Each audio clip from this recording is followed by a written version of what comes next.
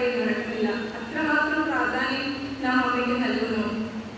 ഇതിലൊക്കെ അവിടുത്തെ സ്നേഹത്തിന്റെ വ്യാപ്തി നമുക്ക് പ്രത്യക്ഷമാകുന്നത് യേശുവിന്റെ അമ്മ എന്ന നിലയിൽ ആത്മീയമായി നമ്മോടൊപ്പം നിൽക്കുമ്പോൾ അവിടുത്തെ പ്രാർത്ഥനയും മധ്യസ്ഥതയും നമ്മുടെ ജീവിതം കേൾക്കുന്ന കർത്താവിന്റെ മുന്നിലും പവിത്രമായി പകരുന്നു. മാതാവിനെ മധ്യസ്ഥയായി കണ്ട് ആരാധിക്കുന്നത് ക്രൈസ്തവ വിശ്വാസത്തിന്റെയും ജീവിതത്തിന്റെയും ഒരു പ്രധാന സവിശേഷതയാണ്. മറിയം എന്ന മക്കളുടെ ആശ്രയമാകാൻ എപ്പോഴും സന്നദ്ധയുമാണ്. നമുക്ക് എന്തെങ്കിലും ആവശ്യമുണ്ടായാലോ കഷ്ടതയിൽപ്പെട്ടാലോ ആദ്യം മനസ്സിലേക്ക് വരുന്നത് നമ്മുടെ അമ്മയുടെ മുഖമാണ്. നമ്മളെ നാമായിട്ട് കണ്ടിരിക്കുന്നത് സ്വീകരിക്കാൻ പറ്റുന്നത് അമ്മയ്ക്ക് മാത്രമായിരിക്കും. അവിടെ കുറവുകൾക്ക് പ്രസക്തിയില്ല.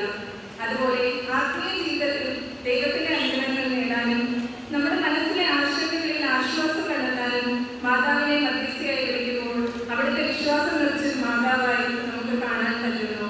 കാനായിലെ കല്യാണത്തിൽ വീഞ്ഞു തീർന്നപ്പോൾ ആ ഭവനത്തിലെ സങ്കടം കണ്ട് അവിടുന്ന് തന്റെ മകനെ സമീപിച്ച് അവരുടെ ആവശ്യങ്ങൾക്കായി പ്രാർത്ഥിച്ചപ്പോൾ യേശു തമ്പുരാൻ തന്റെ ആദ്യത്തെ അത്ഭുതം സൃഷ്ടിച്ച് ലോകത്തെ ഞെട്ടിപ്പിച്ചു.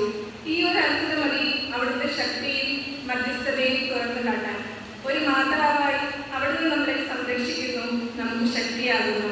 അവിടുത്തെ മധ്യസ്ഥത എപ്പോഴും നമ്മോടുകൂടെയുണ്ട്. അതുകൊണ്ട് തന്നെ ക്രിസ്തുവിനോടുള്ള വിശ്വസ്തയിലും മറിയയോടുള്ള സ്നേഹത്തിലും നാം എപ്പോഴും പരിശുദ്ധിയിലേക്ക് നയിക്കപ്പെടുന്നു. എല്ലാവർക്കും 8 നോവിന്റെ തിരുനാൾ ആശംസകൾ നേർന്നുകൊണ്ട് നൽകുന്നു. കർത്താവ് നമ്മളെ എല്ലാവരും അനുഗ്രഹിക്കുമാറാകട്ടെ.